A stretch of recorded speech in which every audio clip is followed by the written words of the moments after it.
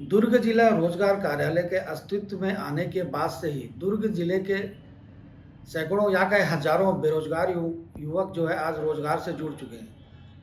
कई युवक इनमें से ऐसे हैं, अधिकांश युवकों की संख्या ऐसी है जो सरकारी नौकरियों में कार्यरत है तो कुछ निजी संस्थानों में। जिला रोजगार कार्यालय में समय समय पर प्लेसमेंट कैंप का आयोजन किया जाता रहा है, जिसकी वजह से अन्य जो बेरोजगार युवक युवतियां जो रजिस्टर्ड हैं दुर्ग जिला रोजगार कार्यालय में, उनके द्वारा इस प्लेसमेंट कैंप का लाभ उठाया जाता रहा। आज हमारे साथ मौजूद हैं श्री आर के कुर्रे जी, जिला रोजगार अधिकारी। किस तरह के पंजीकरण की प्रक्रिया रहती है बेरोजगारों की, इसका लाभ जो पंजीकृत बेरोजगार है उन्हें किस तरह से मिल पाता, अब तक लगभग कितने बेरोजगार इसमें से लाभान्वित हो चुके हैं दुर्ग जिला रोजगार कार्यालय के माध्यम से, और दुर्ग जिले के अलावा अन्य जिलों को भी जो बेरोजगार युवक हैं पढ़े लिखे, क्या वो दुर्ग जिला रोजगार कार्यालय में अपना पंजीयन करा सकते हैं। इन्हीं तमाम सवालों के लिए आइए हम चर्चा करते हैं कुर्रे साहब से। सर, सबसे पहला आपसे सवाल है कि चूँकि सर दुर्ग जिला रोजगार कार्यालय को अस्तित्व में है सर कई वर्ष बीत चुके, तो सर इसमें पंजीयन की क्या प्रक्रिया रहती है? क्या सिर्फ दुर्ग जिले के ही बेरोजगार इसमें पंजीकृत हो सकते हैं या अन्य जिलों के बेरोजगार युवक भी इसका लाभ उठा सकते हैं सर? देखिए, पंजीयन की प्रक्रिया तो किसी भी जिले में आवेदन, चूंकि प्रदेश के सारे जिलों में रोजगार कार्यालय खुले हुए हैं, तो आवेदक जो है अपने जिले में पंजीयन करा सकता है। और जो अभी हमारा नया सॉफ्टवेयर जो बना है, इस सॉफ्टवेयर में जो इस जिले का आवेदक है वो वही पंजीयन कर सकता है, क्योंकि उसमें ग्राम पंचायत, विकास खंड और नगर पालिका, ये सभी की जानकारियां उनको भरनी होती है। इसलिए आवेदक को उसी जिले में पंजीयन कराना होगा जिस जिले में आवेदक उस जिले का निवासी है, उसी को पंजीयन कराना पड़ेगा। सर दुर्ग जिला रोजगार कार्यालय में सर कितने मतलब चूंकि सर शुरुआती दौर से यदि बात की जाए तो हजारों सर लाभान्वित हो चुके पंजीकरण होने के बाद से, तो सर इसमें पंजीकरण की क्या प्रक्रिया होती है सर? देखिए, पूरी प्रक्रिया ऑनलाइन है। आवेदक अगर रोजगार कार्यालय में उपस्थित होता है तो उसका पंजीयन भी हम लोग ऑनलाइन अपने काउंटर में जो हमारे कर्मचारी हैं उनके माध्यम से करते हैं। इसके अलावा यदि आवेदक चाहे तो वो स्वयं अपने मोबाइल से भी रजिस्ट्रेशन कर सकता है, और इंटरनेट जो कैफ़े हैं वहाँ पर भी जा कर के कर सकता है, चूँकि अब आवेदक को हस्ताक्षर की आवश्यकता नहीं है अधिकारी की। पहले इसमें आवेदक को जब ऑनलाइन पंजीयन करता था तो उसको कार्यालय में उपस्थित होकर के सत्यापन कराना होता था, लेकिन अब सत्यापन की प्रक्रिया खत्म हो गई है। तो आवेदक सीधे अपने मोबाइल से रजिस्ट्रेशन कर सकता है और वो उसका प्रिंट आउट लेकर के उसका कहीं भी उपयोग कर सकता है। सर रोजगार कार्यालय के माध्यम से शासकीय योजनाओं की भी जानकारियाँ युवाओं को दी जाती है क्या सर? बिल्कुल, हम लोग एक्चुअली जो बेरोज़गार युवा हैं, उनसे संबंधित जो जानकारी आवेदक द्वारा अगर चाही जाती है, तो हम लोग निश्चित रूप से उनको जानकारी हम लोग उपलब्ध कराते हैं। जैसे प्रधानमंत्री रोज़गार सृजन योजना हो गया, मुख्यमंत्री युवा स्वरोजगार योजना है, और साथ में अंतःवसायी वित्त विकास निगम की जो योजनाएँ चलती हैं, जो बेरोज़गारों को ऋण ऋण देने से संबंधित होती हैं, इन योजनाओं की जानकारी भी हम आवेदक को उपलब्ध कराते हैं। साथ में हम लोग बहुत सारे स्कूल कॉलेजेस में करियर मार्गदर्शन करते हैं, तो उनके माध्यम से आवेदकों को विभिन्न प्रकार की जानकारियाँ जो युवाओं से संबंधित होती है उपलब्ध कराते हैं। सर चूंकि अभी हमारे द्वारा देखा गया यहाँ पे सर जो अपनी आयु पूरी कर चुके हैं सर, चूंकि एक मापदंड रहता है आयु आयु का सर पंजीकरण को लेकर के, तो सर इसमें आयु की क्या सीमा है सर? उनके लिए कौन कौन से दस्तावेज सर विभिन्न जाति वर्ग के लोगों को मिल सकते हैं सर? देखिए, पंजीयन कराने के लिए आयु सीमा की कोई बाध्यता नहीं है। आवेदक किसी भी उम्र का आवेदक रोजगार कार्यालय में पंजीयन करा सकता है। हाँ, शासकीय सेवा के लिए अवश्य जो है शासन द्वारा आयु सीमा निर्धारित की गई है, लेकिन ये रोजगार कार्यालय में पंजीयन की प्रक्रिया में आयु सीमा का कोई बंधन नहीं है। जी सर, यहाँ पे एक सवाल सर ये भी आता है, क्योंकि कई बेरोजगार ऐसे भी हैं सर जो जिनका पंजीकरण तो सर दुर्ग जिले में हुआ है, लेकिन किसी कारणवश अब अपनी पारिवारिक स्थिति के कारण या दूसरी भी कोई अन्य वजह से अगर वो दूसरे जिले में चले जाते हैं, तो अगर यहाँ पे वैकेंसी निकलती है सर दुर्ग जिला रोजगार कार्यालय के माध्यम से, तो सर उसका लाभ वो उठा सकते हैं क्या? निश्चित रूप से इसमें कोई दुर्ग जिले का ही आवेदक प्लेसमेंट कैंप में पार्टिसिपेट कर सकता है, ऐसा नहीं है। प्रदेश के किसी भी जिले से आवेदक हमारे प्लेसमेंट कैंप में उपस्थित हो सकता है। उसके लिए कोई बंधन नहीं है कि यहीं का आवेदक हो, ऐसा बिल्कुल नहीं है। पूरे प्रदेश से कहीं से भी आवेदक हमारे प्लेसमेंट कैंप में पार्टिसिपेट कर सकता है। सर रोजगार कार्यालय के माध्यम से सर समय समय पर प्लेसमेंट कैंप का आयोजन भी किया जाता है, जिसकी मॉनिटरिंग स्वयं आपके द्वारा की जाती है, तो सर प्लेसमेंट कैंप के जरिए सर अब तक कितने बेरोजगार सर लाभान्वित हो चुके हैं लगभग? देखिए हम लोग रेगुलर प्लेसमेंट कैंप करते हैं और इसी तारतम्य में हम लोग आगामी सप्ताह में भी प्लेसमेंट कैंप का आयोजन करने वाले हैं। अभी तक लगभग 1100 के आसपास बच्चे हमारे हमारे प्लेसमेंट के माध्यम से उनको रोजगार के अवसर हम लोग दे चुके हैं। सर प्लेसमेंट कैंप का आयोजन जैसे कोई संस्था है सर प्लेसमेंट कैंप का आयोजन करना चाहती है तो उसके लिए सर उसके क्या मापदंड है सर? देखिए अगर कोई नियोजक हमारे यहाँ पे अगर प्लेसमेंट करना चाहता है तो उनको एक नोटिफिकेशन फॉर्म है वो भर करके हमारे पास जमा करना पड़ता है।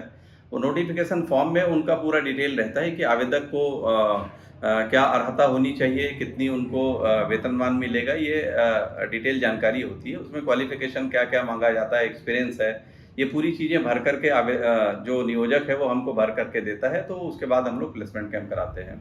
क्योंकि सर सरकार द्वारा महिला उत्थान को लेकर के लगातार कार्य किए जा रहे हैं, महिलाओं को स्वरोजगार से जोड़ने, उन्हें स्वावलंबी बनाने विभिन्न योजनाएं लाई जा रही है। तो सर रोजगार कार्यालय के माध्यम से भी सर महिलाओं को स्वरोजगार से जोड़ने किस तरह की सर प्रक्रिया अपनाई जाती है?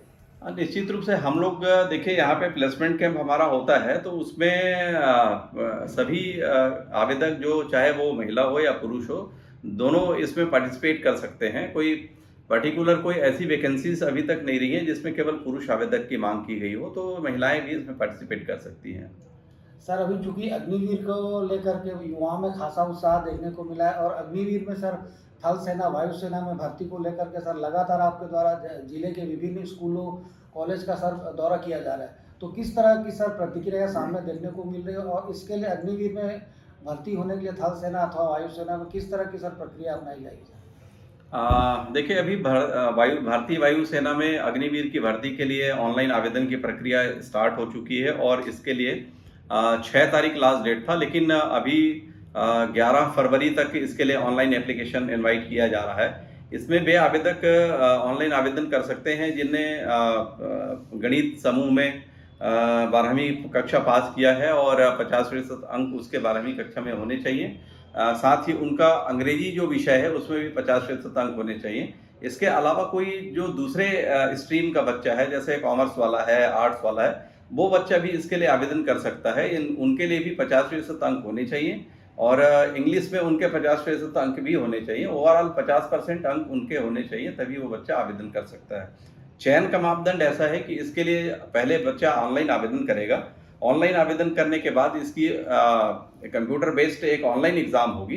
एग्ज़ाम जब बच्चा क्वालिफाई कर लेगा उसके बाद उसका एक फिजिकल टेस्ट होगा, तो फिजिकल टेस्ट में जो बच्चा पास कर पाएगा तो वो बच्चा उसमें चयन हो सकेगा। सर अभी हाल फिलहाल में सर अग्निवीर में भर्ती के लिए किसी तरह की कोई योजना है क्या सर? इसकी कोई तिथि है क्या सर? देखिए इसके लिए अभी 17 जनवरी से ऑनलाइन आवेदन की प्रक्रिया स्टार्ट हुई है और ये 6 फरवरी तक लास्ट डेट था, लेकिन भारतीय वायुसेना ने इसके लिए ऑनलाइन आवेदन की तिथि और बढ़ा दी है जो 11 फरवरी तक है, तो वो बच्चे ऑनलाइन आवेदन कर सकते हैं। इसके अलावा जो अग्निवीर जो थल सेना है उसके लिए 8 तारीख से स्टार्ट हो रहा है इसका आवेदन पत्र जो है, तो 8 फरवरी से जो बच्चा थल सेना में जाना चाहता है वो 21 मार्च तक आवेदन कर सकेगा। इसमें अलग अलग पोस्ट के लिए क्वालिफिकेशन अलग अलग है। जैसे ट्रेडमैन का पोस्ट जो होता है, ट्रेडमैन में 8वीं कक्षा और 10वीं कक्षा का बच्चा आवेदन कर सकता है। इसी तरह से जो जनरल ड्यूटी सैनिक का जो पोस्ट है उसमें 10वीं पास बच्चा जो है इसमें आवेदन कर सकता है। सर रोजगार कार्यालय के माध्यम से शहरी क्षेत्रों के अलावा ग्रामीण क्षेत्रों में भी सर कैंप का आयोजन किए जाते हैं क्या सर? देखिए मैं नियमित रूप से अभी जब से वायुसेना का ऑनलाइन आवेदन की प्रक्रिया स्टार्ट हुई है, लगभग मैं 8 से 10 स्कूल और कॉलेजेस में और सभी ITIs में लगभग मैंने विजिट किया है और सभी जगह बच्चों को जा कर के मैंने ये पूरी जानकारियाँ अवेलेबल कराई है। अभी कुछ दिन पहले मैं 2 दिन पहले ही मैं गया था पाटन कॉलेज में और उसके पहले मैं धमधा कॉलेज में भी गया था, तो धमधा कॉलेज और ITI दोनों जगह पर मैंने विजिट किया है और वहाँ के बच्चों को ये जानकारी मैंने उपलब्ध कराई है।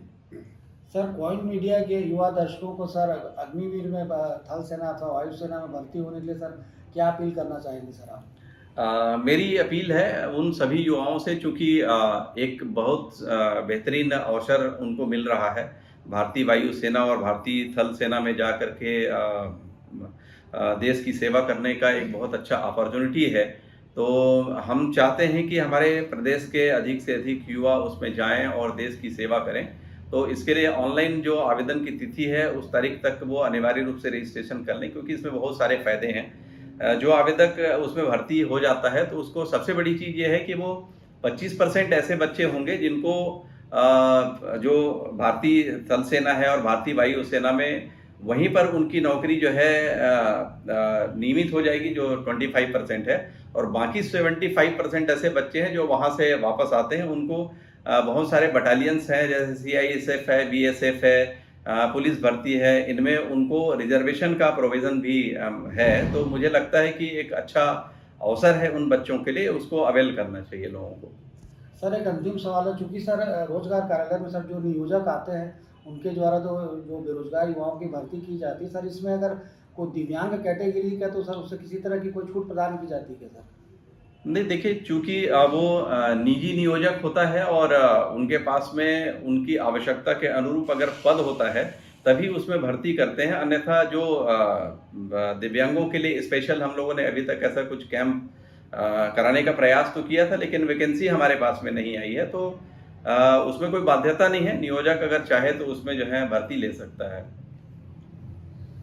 ये थे हमारे साथ जिला रोजगार अधिकारी आर के कुर्रे जी, जिन्होंने रोजगार कार्यालय के माध्यम से होने जा रही और की जा चुकी भर्तियों के बारे में विस्तार से हमें जानकारी दी। साथ ही यह भी बताया कि अग्निवीर को लेकर के चूँकि कुर्रे साहब द्वारा लगातार दुर्ग जिले के शहरी और ग्रामीण क्षेत्रों में दौरा किया जा रहा है, कॉलेज के विद्यार्थियों से मुलाकात की जा रही है, अग्निवीर में शामिल होने, थल अथवा वायुसेना में शामिल होने के लिए प्रोत्साहित किया जा रहा है। तो निश्चित रूप से कुर्रे जी के मार्गदर्शन में यह अभियान जो चलाया जा रहा है निश्चित रूप से सराहनीय है। और अग्निवीर में भर्ती, थल अथवा वायुसेना में भर्ती होने के लिए युवाओं की तादाद भी काफ़ी संख्या में देखने को मिली। और सबसे अच्छी बात हम आपको यह पे बताना चाहेंगे, क्योंकि यहाँ पे जो नियोजक आते हैं उनके द्वारा जो कैंप का आयोजन किया जाता है, जिनमें छात्र छात्राओं को जो मापदंडों को पूरा करते हैं उन्हें रोजगार में शामिल होने के लिए मौका दिया जाता है। तो इन सब चीज़ों की मॉनिटरिंग भी लगातार कुर्रे जी द्वारा की जाती है, जिसका लाभ निश्चित रूप से जिले के बेरोजगार युवतियों को मिलता आ रहा है। और कुर्रे जी ने हमें यह भी बताया कि आगामी आने वाले दिनों में भी कुछ नियोजक जो है भर्ती की प्रक्रिया को प्रारंभ करना चाहते हैं, जिनके द्वारा यहाँ पर एप्लीकेशन जमा किया गया है। तो निश्चित रूप से इसका युवाओं को स्वरोजगार से जोड़ने, महिलाओं को रोजगार मूलक कार्यों से जोड़ने जिला रोजगार कार्यालय दुर्ग का किया जा रहा है यह प्रयास सराहनीय है। कोयल मीडिया न्यूज़ के लिए संजय दुबे।